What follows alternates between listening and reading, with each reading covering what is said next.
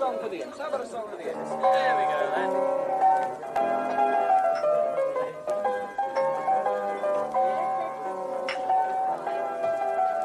Come on, let's get some of the lads together. Let's have a good old sing song, yeah. Okay, you're on. Come on, fellas. Get around the piano. Let's have a good go. Come on, then. Are you ready? Come on, you lot. Come on, then. Oh, 'tis our delight for the red and white. The Imps are here to stay. Oh, 'tis our delight for the red and white. The Imps are here to stay. Lincoln City are the team, the Radiance is their name. Stinsel Bank is their home ground and football is their game. So come and cheer them on, you lads, support them all the way. Oh, 'tis our delight for the red and white. The Imps are here to stay. Oh, 'tis our... Oh, caught me napping a little bit there. I've come out, the hay fever's beginning to get to me. Morning all, hope you're all well. So yesterday I did a quick video just saying, don't expect anything to happen. We're over in Spain, etc., etc. And then about 3 hours later, I got a heads up from the club that there was a signing going ahead. So kiss of death from me, or kiss of fortune, depending on which way you want to look at it. Criminally, I have spelled his name wrong in the title to this video. I can edit it later in YouTube, but for those of you joining now, I don't think there's a Y in it. I think it's Jaden, Jaden, not Jaden, Jayden. So who have we signed? We've signed Jaden Brown. You'll know all about him by now, but Jaden Brown is 24 years old, primarily a left back or a left wing back. He did play left centre back a couple of times for Sheffield Wednesday, I think, last season, just playing on the left side of a three. He served his apprenticeship with Tottenham Hotspur. He represented England from under 16 level through to something like under 19 level. Whilst playing at under 16 level, he won the Montague tournament with England, which in 2015, which we've actually just won again in 2023 for the first time since his intake won it. So he had quite an illustrious upbringing in terms of youth football. I think he's one of those players. I talked the other day about St George's Park at Burton and Clairefontaine, I think it is in France.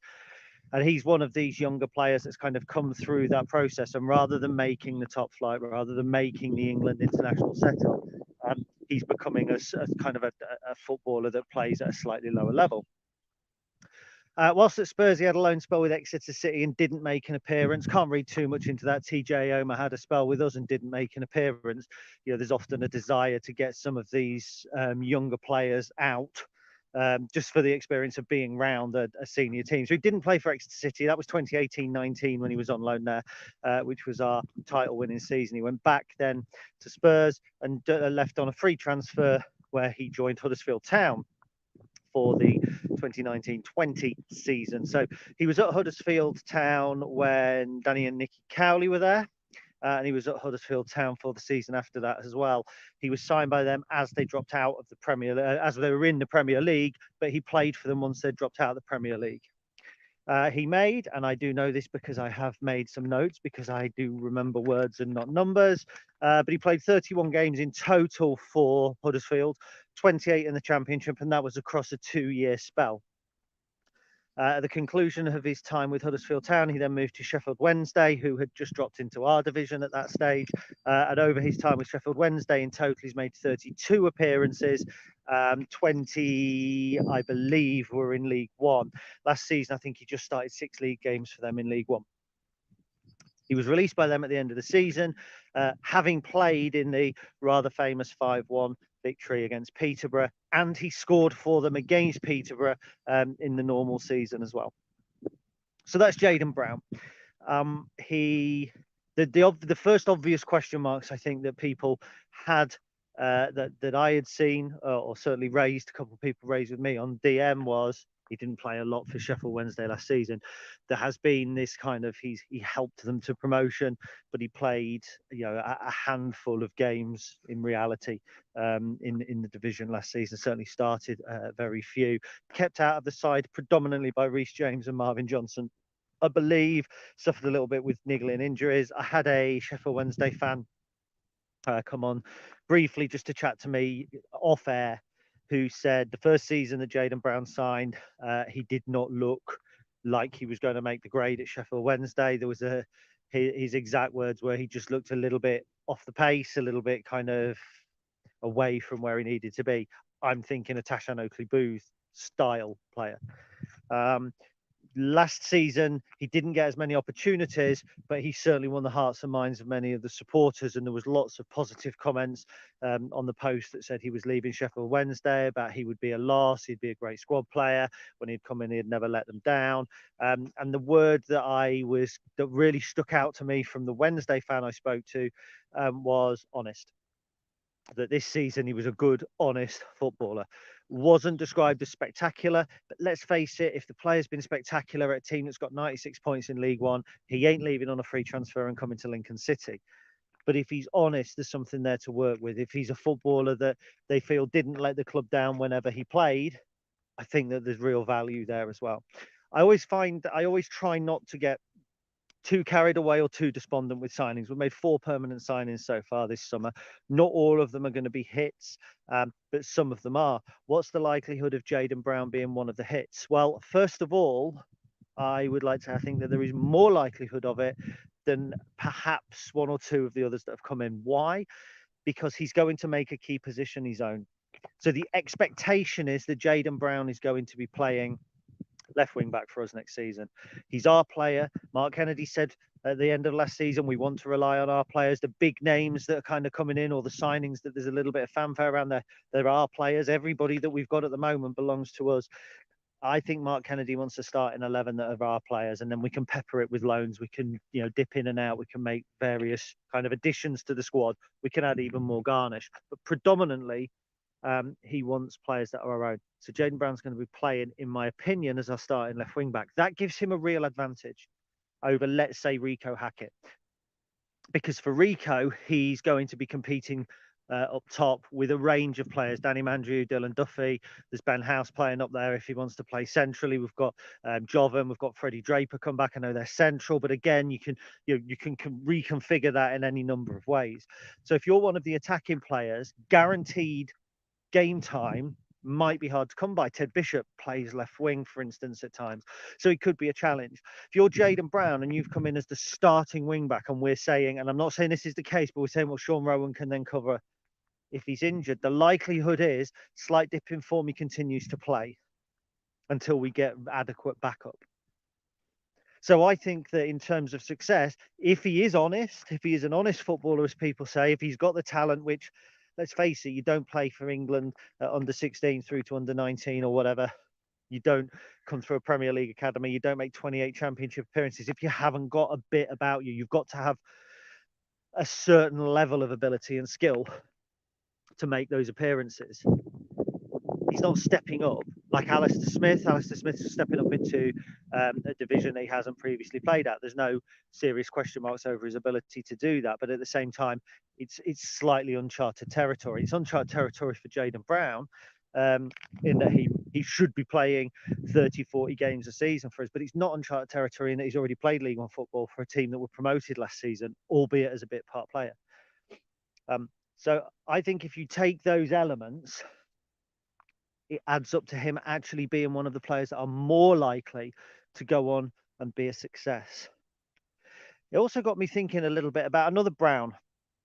And this is going to be a strange comparison for some. I appreciate that. We've had 13 Browns play for us over the years, or Jaden will be the 13th. We've only had 2 Browns play for us this century. The man with the wristband, Mr. Nat Brown, and we signed Aaron Brown as well. Now, Aaron Brown stepped down from a division above. I think he'd been at Bristol City and Swindon, if I remember correctly. Came down into our division as part of the Magnificent Seven. One of the few Magnificent Seven that I actually think didn't really let us down. I thought he was all right for Lincoln, Aaron Brown, given the context of where he joined. And there's a little bit of that about Jaden Brown. Yeah, he's a little bit younger, there's more talent, but he is stepping down. I think that we can expect, at the very least, a kind of a solid 7 wing back from Jaden Brown. I'm not saying he's going to be 10 assists and 5 goals and everybody's going to be clamoring to sign him next summer into the Championship. I'm not saying that's not going to happen. But what I'm saying is there's something about this that feels a little bit more solid, a little bit more tried and tested. You bring a wing back in on loan, you get potentially a Harry Boyes. Was a good player for us at the end of last season, somebody that you would like to have signed and kind of developed. Or you might get a James Brown and people will go, who? Exactly. Lad that we brought in from Millwall, didn't really get a kick. You might get a TJ first season, not second season.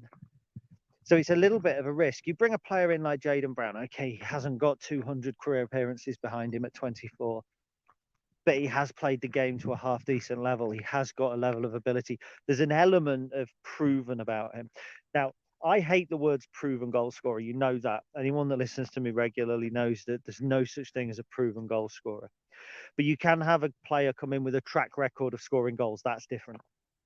With Jaden Brown, we've got a player coming in who's got a track record of being able to perform at this level and the level above. It's not an unbroken track record. Sometimes it is a little sporadic, but actually that could be the point that we're looking to develop. If this guy has got the ability, but struggled to get into a team that got 96 points last season, that doesn't make him a bad player. There weren't many Sheffield Wednesday players from last season that you wouldn't take into the Lincoln City side, not the ones that I saw. And the ones that we didn't see, therefore, are likely to be the sort of level we're looking at signing. Look, there was a note that said that we fought off competition for Jaden Brown's signature. Let me tell you the sort of teams I think we fought off competition from. Shrewsbury, Bristol Rovers, Port Vale. These are the teams that we're looking to be bested. If we get to a Portsmouth, if we get to a Charlton level, if we get to be being above those teams, it'll be from being consistent. It'll be from being a decent side. It'll be from putting together good, honest professionals who work well together, from owning our own team, from continuing to build on that nucleus that we have from last season and further improve. Shrewsbury have done it really well up until the last season. Now they're in a position where, unfortunately, I think that they're probably on a downward trajectory. But up until last season, this is what they were doing. They were adding players. They got Elliot Bennett, who dropped down from Blackburn, a little bit older, perhaps, but still a solid enough signing. And they didn't rely heavily on their loan players. And I think that's where we need to be. And to say we aspire to be like Shrewsbury might seem crazy to some people. But remember, when we played them in the Checkatrade Trophy final, they were knocking on the door of championship promotion. They took a blow when Hurst left, rebuilt under Cottrell. I really do feel that we've got, when we're making the sort of moves in the transfer window that people have been critical we haven't made over the last few years. Too many loan players. I've seen it a million times. Too many players that we don't own. Well, there can't be any criticism of that now. And the range of player that we're bringing in is spread. 24 years old, good age. Still the sort of age where if he has two really good seasons for Lincoln, he could look at moving on. If he has one really good season, people might look and go, he's been at Huddersfield, he's been in the Championship, he's smashing it at Lincoln, let's go and get him. Look at Alistair Smith, taking, not a punt, but taking a little bit of a risk with a player who has performed really well at the level below. We did it with Porty O'Connor, came off. Did it with Charles Vernon, it didn't come off. Rico Hackett, a player who has done it really at this level. I don't think his record for Portsmouth is all that bad. A turbulent time for Portsmouth. So we've gone below, we've gone kind of above with Jaden Brown. Okay, I know he's from our division, but you know, he's got plenty of experience at a higher level. It's a balanced recruitment model. We still need 4 players minimum, in my opinion. I think we still need defensive cover.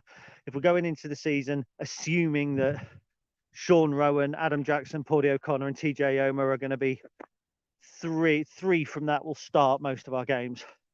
You get 2 injuries, there's only 1 to cover. So I think a centre-back is important, and much of that, of course, depends on Lewis Monsman's recovery, but I do think a centre-back is still hugely important. Still think we're one light in central midfield. Matty Virtue was on loan last season. Max Sanders left. That's 2 gone at the minute. So Alistair Smith's come in. Ted Bishop plays central midfield as well. So we've got a 3. I can see us going for a 4. Are we going to try and buy? Do you know what? I'm not so sure. We might look at bringing in a lone midfielder. But I think our major players are going to be our players this season. Definitely need a wide player. I think Hacks will move on. But it still leaves us with Duffy, Hackett and Mandrew. Mandrew is also kind of can play a bit centrally. He's not your traditional winger.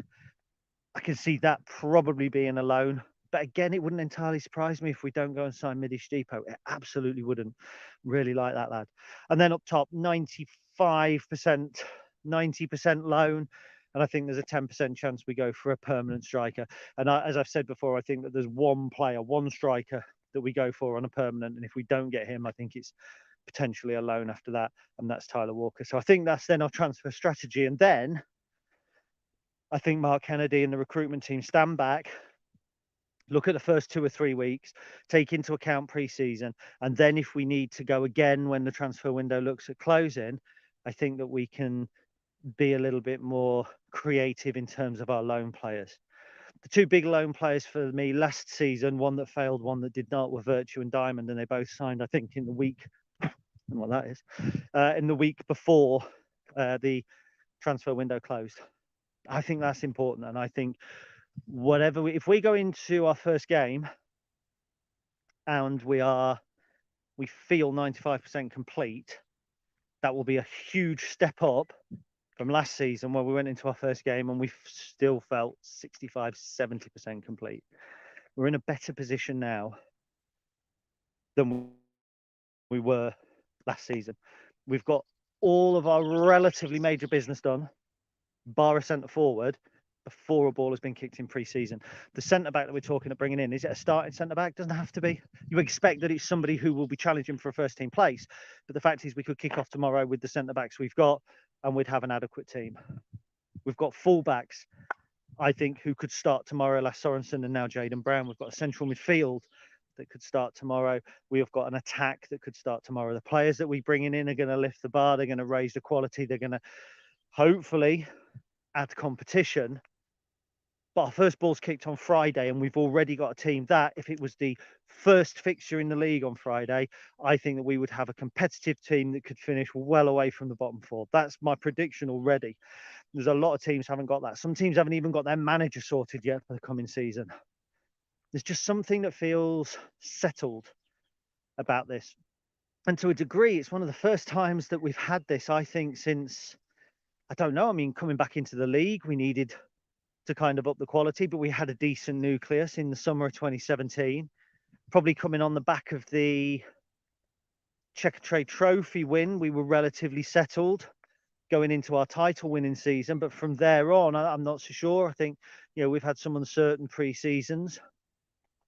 It just feels good. Certainly the most settled I've felt that a Lincoln City squad going into the first pre-season friendly has been since Danny Cowley and Nicky Cowley were at the club, without a doubt. And I think that's a real positive. Right, well, the dog's turned round, so I'm going to go and have a quick look through some of your comments. I appreciate everybody watching. Hope you like the new graphics. Yesterday, we share StreamYard with the Real EFL, and we've started inadvertently using one of their graphics, the background graphics. Got a message from Ryan this morning saying, you've nicked one of my backgrounds, I'll do you one. So that's what we've got here. Hence the new bits and bobs. So morning to Dom, morning to Will Mitson, morning to Neil Tunstall. Hope you're well. Jaden looks a solid signing. Fingers crossed means Sean Rowan will be mainly aiming for the centre-back position. I think that's more or less a given. And that's why I wonder if we might still be looking for somebody who can cover at left wing back. I do wonder a little bit like Sammy Robinson, who's at Port Vale. He's still somebody that I think, are we likely to take a punt on? Is he somebody that we might have a look at, a little bit of a wild card who can cover, who we can develop? I'm not sure. Interesting. Charlie, he's out in Spain, not for the football. I think Jaden's one of the most exciting signings we've made. I know it's a weird thing to say, it kind of goes to all players, but how he does is solely down to him. He'll have a great chance in this squad. He's got to show why he's a League One player or higher. I agree with that. He said, at this stage in my career, it's all about getting minutes. Absolutely 100%. He's 24 now. If he comes here and plays 30 games over 2 seasons at 26, there's going to be fewer teams want to take him in League One and more that might take him in League Two. That's a downward trajectory. He wants to stop that. He's not particularly on it at the moment. Sheffield Wednesday, Huddersfield, in terms of club size, I think Wednesday are a bigger club. He was a bit part player, but they really like him there. So there's lots that we can work on. We're not looking at a player who's flopped at Sheffield Wednesday. We're looking at a player who has negatives and positives to take from his Sheffield Wednesday stint. I think that's different. Ryan Whelan, who has done the graphics, thank you, mate. Can you nudge that Stacey West across a bit so I want to put the comments on it? Doesn't look so muddled. Thank you. We seem to be bringing in players with a point to prove. I think we've done that for a while. You know, I think when you're Lincoln City, you have to do that. Michael O'Connor and Neil Eardley had a point to prove.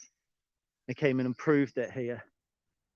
Cameron, what was the winger? Cameron Stewart came in, had a point to prove, didn't. So it's always a risk. It's always a risk. Tash Oakley Booth, point to prove, didn't. TJ Omer came in on loan, proved a point, released by Spurs. Just perhaps had a tough couple of seasons, but still a big player for us. So yeah, it's how you work and develop and mold those players. If we do the right things on the training ground and the players have the right attitude and tactical coaching, the likes of Jaden Brown should do well. I think Tashan was given every opportunity last season. And, you know, that performance against Barnsley, one of the worst performances I have seen in terms of attitude from a Lincoln player in my entire life. And, you know, I've seen Gomez Darley play for the club. But yeah, we're not going to go there. We're not looking at the negatives. We're looking at the positives. Joe Briley, excellent young content creator himself from All Lincoln. Check it out if you get an opportunity. Jaden signing excites me. He's destined to play at a higher level. Look at his youth career and hopefully can use the spell here to get back on track. It seems the whole team are on board this morning because now we've got Ben. This definitely feels like MK is putting his stamp on things a little more. The switch to more permanent signings is an exciting one if they come off. Yep, I kind of agree. I think it's more a change over the overall recruitment model. And at some point it had to evolve. Bringing the loan players in is brilliant. Knocking some players out for big money is brilliant. But when you look at what the likes of Brennan Johnson have gone on to do, and you think, well, if we can snare ourselves a Brennan Johnson, and I'm not talking about a player that goes on and plays 60 million quid or whatever he's worth allegedly now. I'm talking about a player who can go on and play at a higher level. But there are players who can have a transitional season with us that takes them from, you know, not bit part player, but, you know, takes them from one level to the next. That's what Brennan did. He's always going to be the benchmark. Jaden Brown's going to come in and he's going to look at Harry Toffolo and Teo Eden and go, I want some of that. So I think that's interesting. They were our players. So this feels like a continuation, but I think overall, collectively, the signings feel a little bit more like an evolution. Joe says, surely the end of any hope of bringing Harry Boyes in as well. I'm not 1,000,000% sure that's correct, but it certainly reduces it from possible to, you know, rank outside. Wouldn't surprise me if they don't want Harry Boyes. Sheffield United rather don't want Harry Boyes in the lower end of the Championship.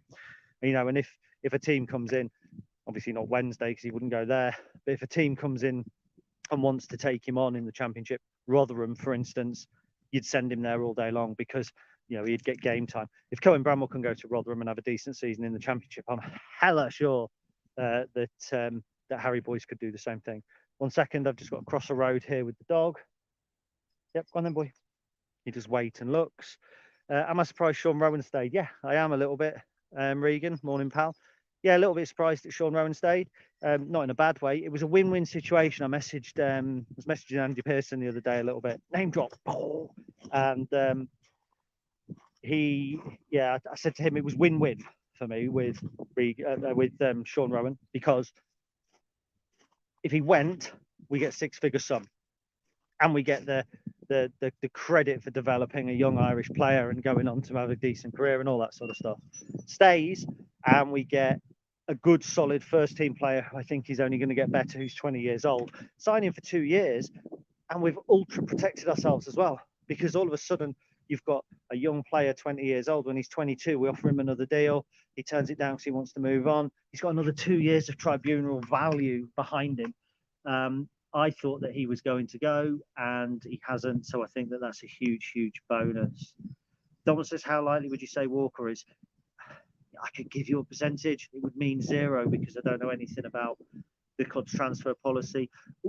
Do I think that the club are likely to have sounded out Tyler Walker for a move? I would say it's highly possible. It wouldn't surprise me. I think he's one of the only players that we might look at bringing in on a full-term deal. And the one thing that the club will have to consider is, in January, if Ben House starts the season as he finished last season, in January, clubs are going to look at him, because that.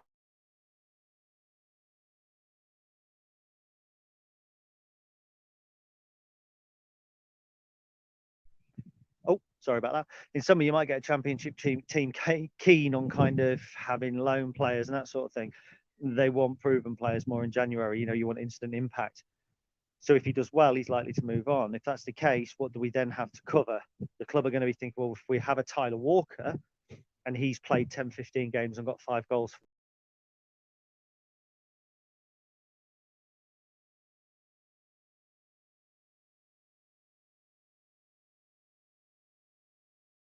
This is my phone's fault. It's connected to my home internet because I'm outside my house. Dannon Lunderloo failed. Cullen failed. Luke Plange failed. The loan market is a risk. Get it right. Willa Sulu, who was Daniel Neberson, Jebison, decent loan players, done well for their clubs. Dale Taylor at Burton done well. So if you get the right loan player, it's okay. It's more of a risk. Tyler's more proven, but he's been injured. You'd have to prove his fitness. Big question marks. Likelihood, I don't know. I would say it's probably what, 30-70. I would say it's 70-30 that the club have inquired and they've spoken. I would say it's 30-70 as to whether something positive would come out of that. That's just me though. I don't know anything at all. So Neil Tunstall finishes up, and I think this is probably the right thing. Looks like we might have a board of directors with a plan. I think since 2016-17 we've had that. I think through the National League years we had that, but it's hard to implement a plan when you've got no tools to work with. Since 2016-17, or since Clive joined in 2015, the tools have been coming through. I think we've done at each stage what we needed to do to progress. I think in the National League, we had the FA Cup run, we were able to expand the budget. We spent relatively well in League Two, not as well as Mansfield and Forest Green perhaps, but certainly, you know, in the league when we won the title, we were in the top 3, 4, 5 budgets without a doubt. We came up, we adjusted, we tried to play more attractive football to keep bums on seats. We tried to look at players that we could develop. Didn't work as well in the first half of that season with the likes of Jack Payne, but then in the halfway point when we signed Scully and Teo Eden, that signalled a change.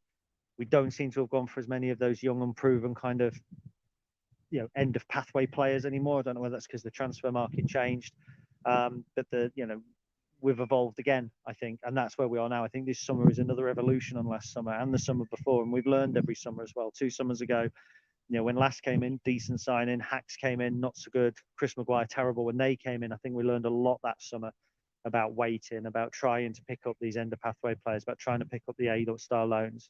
So I think we've developed and learned as a recruitment team and as a board of directors. But I think the club is in such a strong position now.